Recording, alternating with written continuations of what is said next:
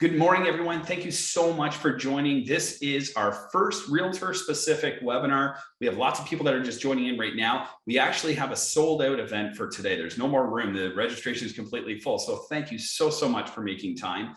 This is everything that realtors need to know about mortgage interest rates. Now, I know that your inboxes are probably crowded with emails from mortgage brokers and mortgage specialists and banks and probably even lenders directly. But, I've seen these emails and they typically say like, hey, check out my 4-year rate special. And you're thinking, as a realtor, what do I really need that for? Like, what does it mean to me and how is it relevant to my clients? So what I'm going to be teaching today is exactly what you need to know as a realtor about interest rates, rate, term, amortization, and the inner workings of mortgages as they relate to you working with buyers or are you attending listing presentations. Now, you're probably thinking to yourself, well, what do I need to know about mortgages when I'm attending listing presentations? And I'm going to show you that as well. So a few quick housekeeping tips first. Number one, are you getting our weekly rate emails? We send them out on Tuesdays. We don't send rate sheets. It's a rate email. It's a video. It shows you exactly what's happening in the market and exactly what you need to know when working with clients. And also on Fridays, we send out expert tips. So are you getting them? If you're not signed up, let us know. Drop us a comment in the chat box. We'll get you signed up.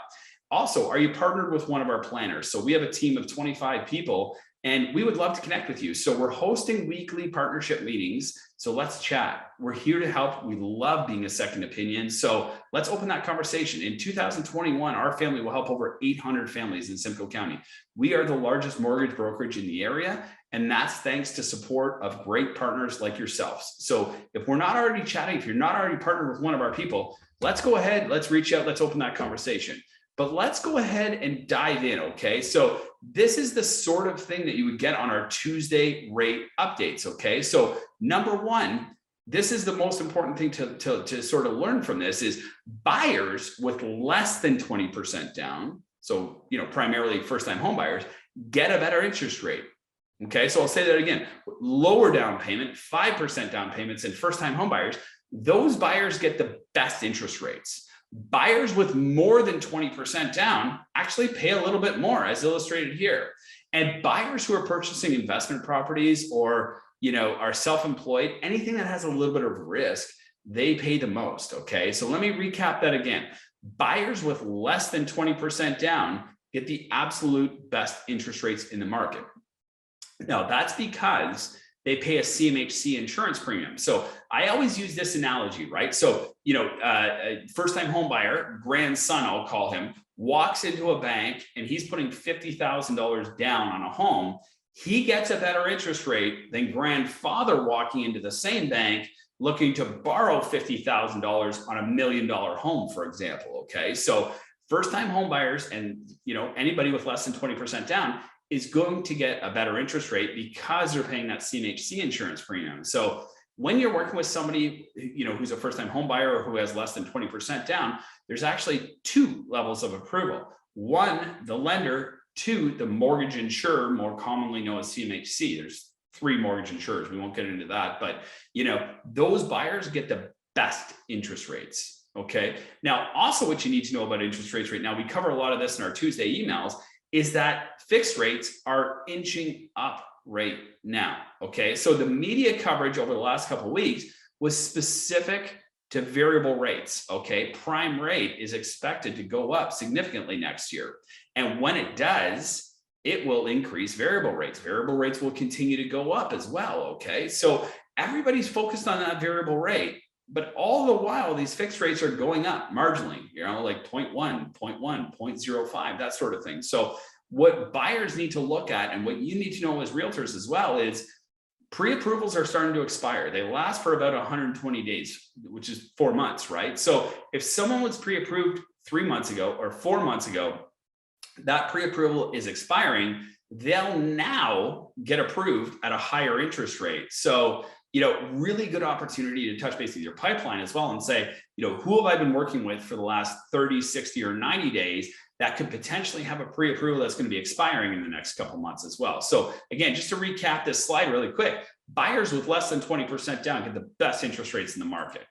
Okay, so again, only what you need to know about rates. So let's cover some of the high level, okay? As mentioned, borrowers with less than 20% down, they get the better interest rate. Buyers with 20% down or more will pay a higher interest rate because they have what's called a conventional mortgage. It's not CMHC insured, okay? Now, the middle component of this slide here, again, as I mentioned in the last one, borrowers that are purchasing a rental property or have any risk associated with their file, they're going to pay a premium. Usually that's about 1/4 to 1/2 point, okay? So, they're not a buyer with less than 20% down. They're a buyer with more than 20% down, and then a little premium attached to it as well. So we have to keep that in mind as well. Most self-employed borrowers represent that same risk. So that same rate premium, that same risk premium is added. They add that 0.25 to that 0.5 to most self-employed files as well. And even though you might see notices that rates are increasing, it might not mean that your client qualifies for any less. Now, this is a really important point, okay? So contract rates, fixed rates and variable rates might be going up, right? Right now, fixed rates are just going up. Next year, variable rates are going to go up. However, there's been no change to the stress test rate. We're going to cover that in more detail in a moment, but the qualifying interest rate, the rate that clients qualify on, has not gone up. So if your clients qualified for 500,000, they still qualify for 500,000. It just means that their payment would go up if they get that higher interest rate. Okay. So if they're, originally pre-approved at 1.99 and that has expired, they now get, an approval at 2.39, for example, their payment will go up. But because the qualifying interest rate that's set by the government has not gone up, they don't actually qualify for any less, okay? I hope that makes sense. If it doesn't, if you have any questions, type them in the chat box as well. There's 3 things that you need to know on the basics of mortgage interest rates. There's term, rate, and amortization. Now, the term determines how long you get the rate for. So, for example, I get Susan a 5-year fixed interest rate at 1.99%. It's just that, it's fixed for 5 years. The length of the term is 5 years. So she borrows that money at that interest rate for 5 years, okay? So what's important about this and what do you need to know as a realtor? This is super important for listing appointments, okay? So you're going out, you're going to listing appointments, and let's say that the family's been in the home for a year. It's really important to also identify, are you in a 5-year fixed rate term? Because if you're in a 5-year term and it's a fixed rate, it's going to represent a big penalty. Now, nobody wants to go through the work of going to a listing appointment, having to, present, winning that listing appointment, having to order photography and staging and video tours and drone shots and everything else, only to find out after the first 40 showings that your listing, your sellers have contacted their bank to find out that their mortgage can't be ported because maybe their job's changed or they're self-employed or something like that. And there's a $30,000 penalty on their mortgage. They call you and say, hey, Susan, we're not listing anymore. We're really sorry. So this is a conversation that you want to begin through the listing appointment. Okay. So, you're entering into someone's home, you start talking to them. How long have you lived here for? It opens the conversation to say, let's talk about your mortgage. Oh, it's with RBC. Great. Okay. When was the last time you renewed it? Well, we just renewed it in April. Cool. The 2 things that you need to do is, number 1, make sure that it's portable. It can be moved to the next home without penalty. Number 2, if it can't be ported, if it's not portable to the next house, that we know how much that penalty is. Because if they're in the first, second, or third year of their 5-year term, that penalty could be very substantial. Okay. Now, rate. This is how much interest the borrower pays, 1.99%, again, for 5 years. So you see how the rate and the term relate to each other. Asking about the rate will help you identify if there's going to be a large penalty. Okay. If there's a high rate on their mortgage, if they're paying 4% and rates are currently 2%, the bank is going to want the loss, the difference, right? They're paying this, the seller breaks their mortgage, the bank has to put it back out at 2%. That's where the penalty comes into play, okay? So ask these questions. How much longer is it left in your term?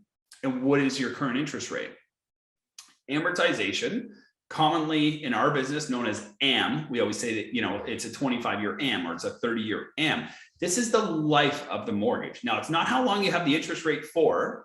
It's only based on, what sets your payments. It's the life of the mortgage. It's how long it's stretched over, or how long it's amortized for. So to relate them all together, you get a 5-year term at 1.99% fixed with a 30-year amortization. If you took a 25-year amortization, the first two things wouldn't change, but your payments would go up because you're paying it off in a shorter amount of time, being 25 years. Most borrowers want the bigger house, but not the bigger payments. What you need to know about that, when you're having a conversation with a seller and they're like, I want to sell my $700,000 house and go to an $850,000 house, but I'm scared of the payment. Most of the time, this conversation, what ends up happening is we take them from a 25-year amortization to a 30-year amortization. We stretch out their payments, right? More house, bigger loan, similar payments, because what we find is most families want the house. Again, they don't want the bigger payments, and they want to focus on their family. They're not, usually so focused on paying off their mortgage till their kids are a little bit older. So that's what you need to know about term, rate, and amortization, okay? Now, here's the specifics of terms. They're usually 1 to 10-year terms. However, 9 out of 10 clients choose a 5-year term. I'd actually like to say it's more like 100% of clients take a 5-year term. So even though it's been proven that short terms always win.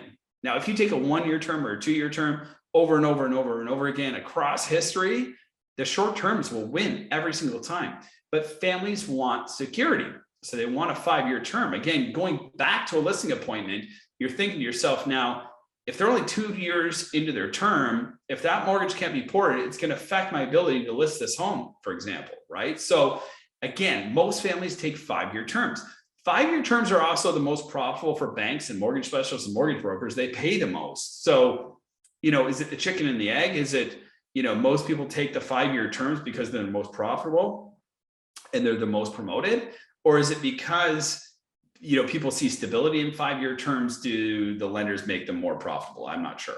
But it's also been proven that a variable rate will always beat a fixed rate. Let me recap. Always beat a fixed rate, okay? There's an index. There's an interest rate index. You can look it up online and it'll show you, for example, the last 20 years in terms of trends. You'll see a line for variable rates. You'll see a line for fixed rates. Choose any 5-year fixed point on that chart. You won't find a point in time where the fixed rate has beat the variable rate. The variable rate will win every time. However, again, most consumers seek the security of a fixed rate. And for that reason, most consumers actually have a fixed rate. A 5-year fixed rate is like the most popular product in Canada, bar none. Now, fixed rates versus variable rates, let's look at that. You've probably seen them on these rate sheets that you get sent to your inbox that you don't commonly open. Fixed rates are always the fan favorite. Let me say, always the fan favorite, okay? Clients usually drift towards a 5-year fixed rate because of its stability, okay?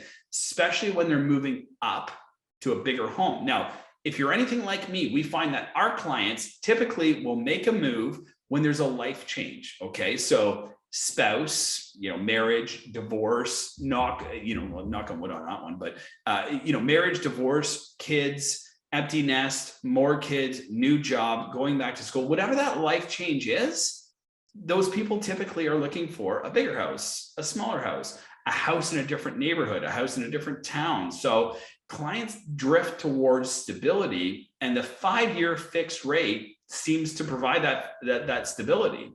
Now, fixed rates will always have higher than average penalties, okay? So higher penalties are associated with fixed rates than variable rates. Variable rates, as you're going to see in my next part of this slide here, have very reasonable penalties, okay? But people don't, again, like them because they're not as stable as fixed rates. So fixed rates, the penalties to break fixed rates are much, much higher with banks as well. Often 4 to 5% of the mortgage balance, okay? 4 to 5% of the mortgage balance. So if you have a $500,000 mortgage and a 5-year fixed rate with a bank, for example, there's a good chance that penalty could be $20,000 to $25,000 to break that mortgage.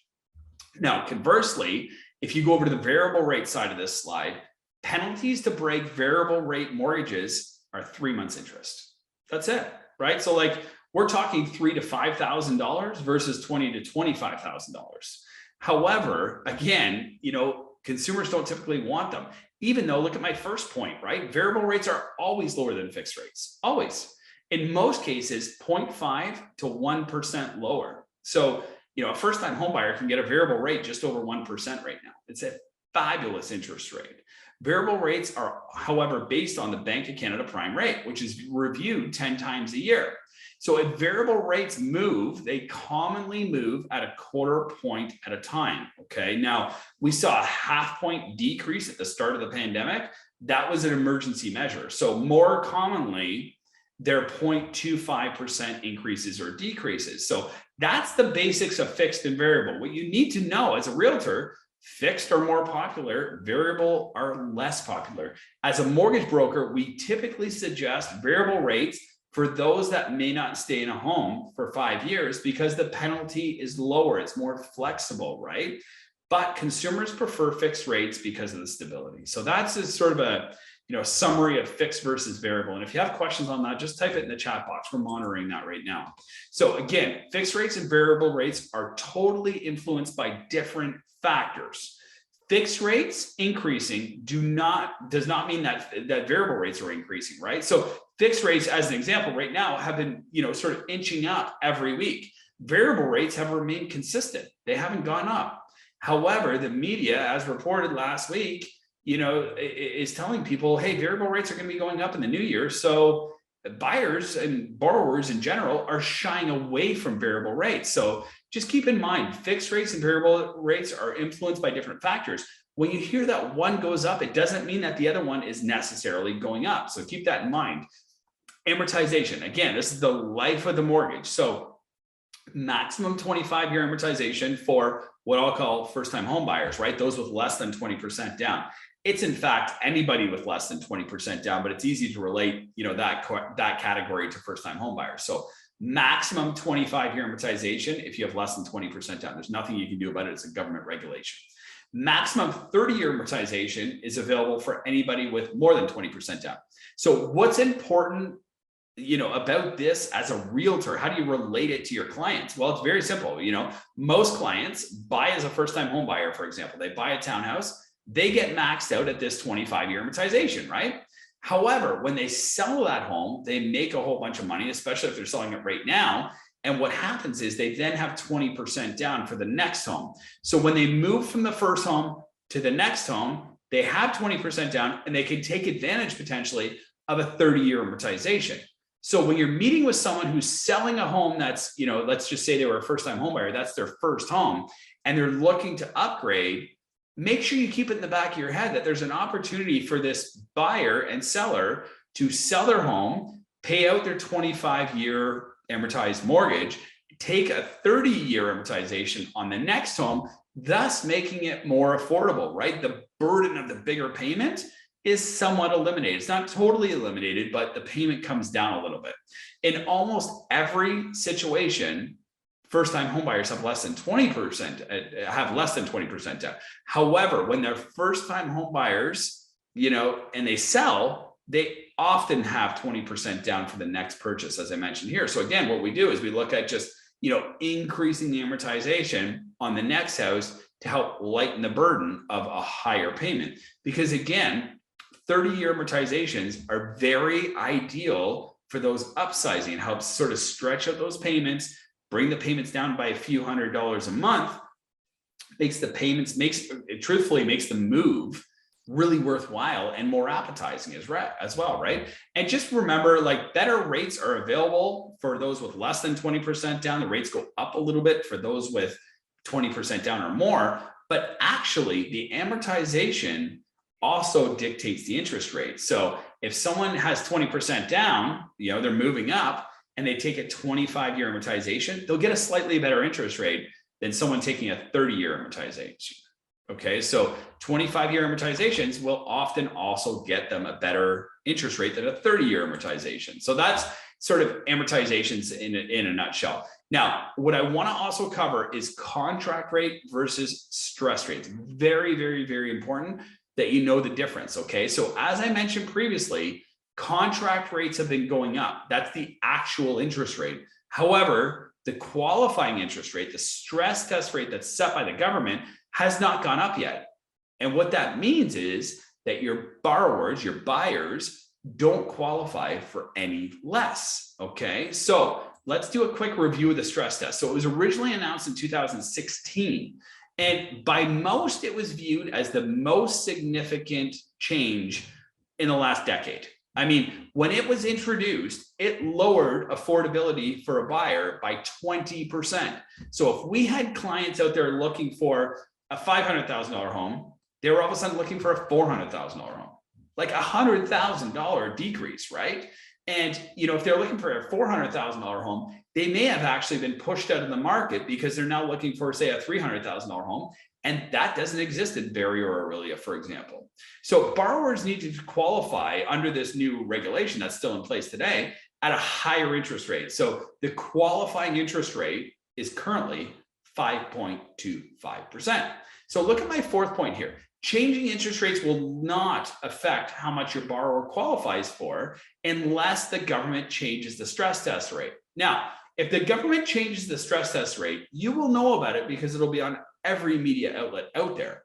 But again, it's already been in place. It's been in place since 2016. So there's not a lot that you need to know here other than what I really want to stress is if interest rates go up, it doesn't necessarily mean that your buyers qualify for any less, right? Because again, the stress test rate has been maintained. They don't qualify for any less. It just means that their payment might be a little bit more, okay? And finally, what do you need to know about pre-approvals, okay? So every realtor is really well trained on this. I hope you are too. You'll say to a client, have you been pre-approved? Yes. Okay, great. So what do you need to know about that as a realtor? Here is exactly what you need to know. Most pre-approvals are simply treated as a rate hold. Okay, so Jack and Diane walk into TD and they say, we'd like to be pre-approved. No problem. They typically answer 3 to 5 questions. Are you employed full-time? Yes. Do you think you have good credit? Yes. Do you have a down payment available? Great. Okay, I can get you a rate hold for 2.39%. It's good for 120 days. So again, rates are typically held for 4 months, right? But banks are notorious for issuing rate holds instead of pre-approvals based primarily on volume and efficiency, right? There's a long lineup of people that are just waiting at the door to be pre-approved. And instead what banks are doing is they're just issuing rate holds. So, I had to go into the bank to do some banking. I don't like going in there, probably like all of us, right? And I'm sitting with this nice guy and he's opening some bank accounts for my kids, and that sort of thing. And I can see him looking over my shoulder because his next client is behind me. And he's thinking, man, this is going to line up now. I'm going to get all these clients stacked on top of each other. How fast can I get Nick out of my office so I can move on to my next client? That's how mortgages are treated in most institutions. Now, with a mortgage broker or a firm like ours, we sit down, we take the time, and we actually go through credit and income verification. So most banks and most branches are not doing credit and income verification. So it's not verified by banks. We have many, many clients that walk in here and say, I've been, pre-approved by TD. And when we go through the credit verification process, we pull their credit bureau, there's no inquiry by that institution. So how did the institution pre-approve them without ever checking their credit? So what do you need to know as a realtor? Again, so ask your buyers, have you been pre-approved? Yes. Did you supply income verification to who you're working with? Did you give them pay stubs, letters of employment, and tax returns? Did you give them bank statements to confirm your down payment? Because if the answer to that is no, they probably have a rate hold and not a pre-approval. And these are not clients that you're going to want to see go in firm on a home that has 48 offers on it. So again, ask your clients if they were actually asked for income confirmation. Was your credit checked? Did you get the number? If they say it's AAA, that's not a number. Credit scores go from 350 to 900. What was the number? Did you see your credit? Did they say you were good? And most importantly, did you supply information? That is really the determining factor. Okay, so ask your buyers, have you been pre-approved? Yes, great. Did you supply income confirmation? Did you bring documents to who you're working with? Because that will help you identify if they've actually been pre-approved or if their rate's just been held for 120 days. So that's the summary. That's everything that you need to know about interest rates. Now, If you'd like to know any more, if you'd like a one-on-one on this information, just reach out, just call us. We'd love to schedule a meeting to chat with you more about interest rates. Again, thank you so much for joining. Make sure you sign up for the next webinar, because we're going to have another one next month. It's going to be on another great topic. And again, it's exclusively for realtors. Thanks so much, everyone. I hope you have a great day.